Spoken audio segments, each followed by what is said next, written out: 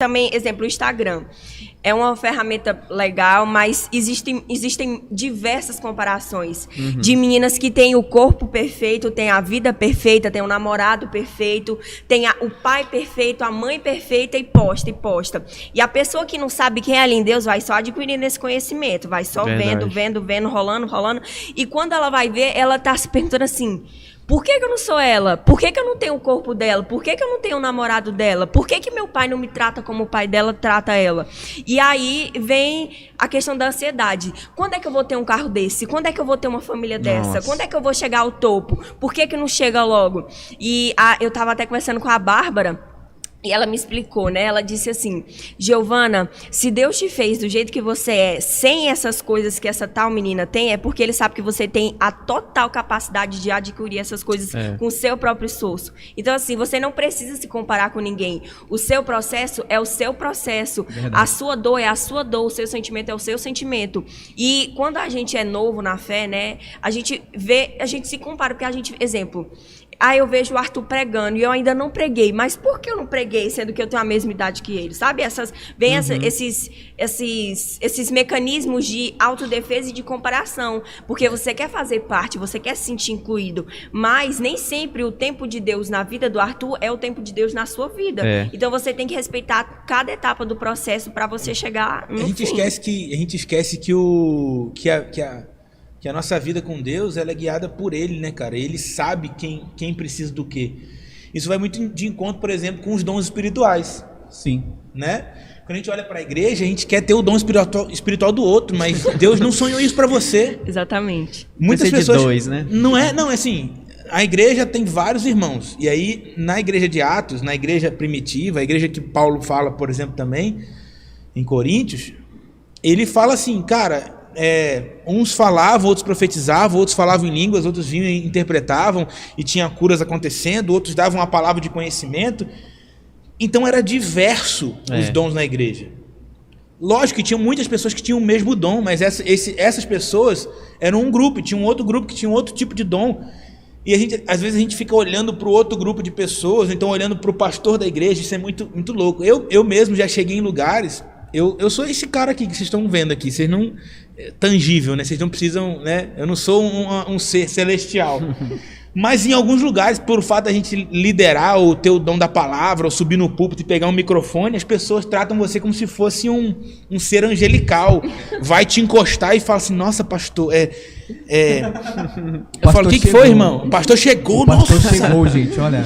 Gente, aí eu saio do púlpito, desce, parece que não, ele tá com a unção ali. Não, irmão, não tô com a unção porque eu saí do púlpito. Eu tenho unção porque Deus me deu unção, não é? E porque eu busquei isso, né? Se você buscar, você também vai ter, né? É muito louco isso, as pessoas vêm te cumprimentar e ficam assim, posso tirar uma foto com você? Eu fico assim, que é isso, irmão? Você tá achando que eu sou o quê?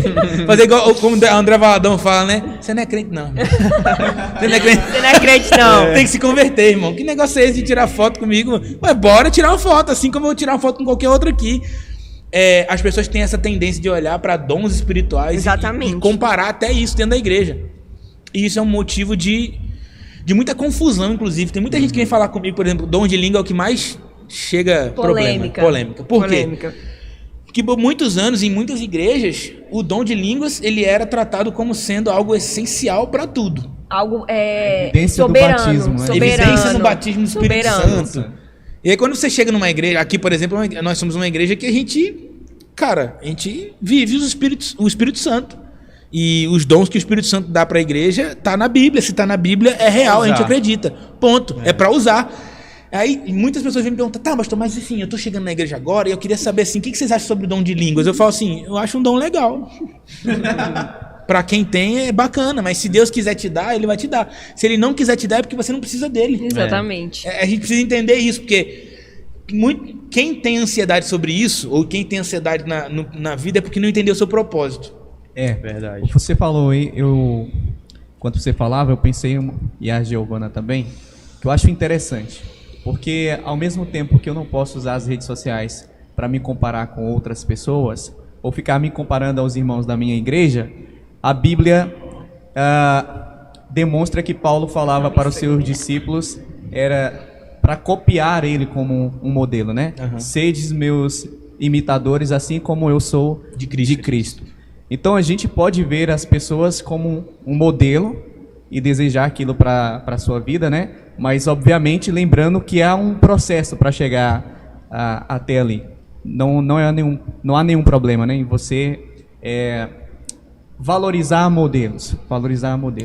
O que eu penso é que as pessoas às vezes se preocupam apenas com os resultados. E aí tem o problema da identidade. Quem você é em Deus? O que Deus tem para você? Qual o seu papel no corpo de Cristo? Quais são os dons espirituais que Deus quer A gente tem que copiar, conceder ser igual você? a Cristo, mas a gente esquece que Cristo é a igreja.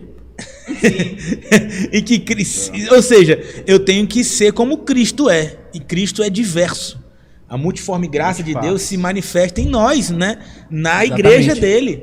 Ele se manifesta por meio da igreja. E a multiforme graça de Deus se manifesta por meio de Cristo, que é a igreja.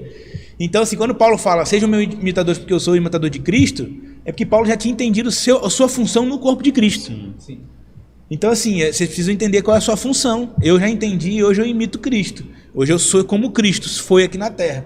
Então, é muito isso. A gente precisa começar a compreender como é que eu vou dizer? A sua função de fato, cara. A gente foi criado com um objetivo por Deus. E não entender esse objetivo faz a gente vagar pela terra sem rumo. Nossa. É muito louco isso, né? Porque os demônios fazem isso. Exatamente. Não é louco isso? Os demônios vagam por lugares tenebrosos, áridos, sem saber onde, buscando lugares para Pra habitar, né? Para habitar, para se apossar daquele lugar, porque ele não tem propósito. Qual é o propósito de um demônio?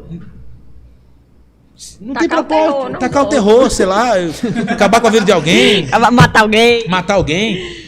O propósito de um demônio, na verdade, é cumprir aquilo que o Satanás veio fazer, que é matar, roubar e destruir. Exatamente. É isso. Beleza, esse cara faz isso. Então ele fica andando ali, ó, rodopiando. Entende que o propósito do Filho de Deus é gerar vida. E não tirar a vida. Quando eu gero vida, eu gero algo que é eterno. Quando eu tiro a vida, eu tiro algo. Eu cesso alguma coisa que estava, entendeu? Que tinha possibilidade de ser eterno. Então, nós fomos criados por Deus para gerar vida, né? Exatamente. Cada um com o seu propósito. Quando eu entendo, então, meu propósito, eu entendo se aquele emprego, se aquele concurso, se aquela faculdade faz sentido para mim. Porque aquilo é meu propósito ou não. Sei lá, meu propósito é gerar... eu, pastor Lucas, meu propósito é gerar unidade na igreja.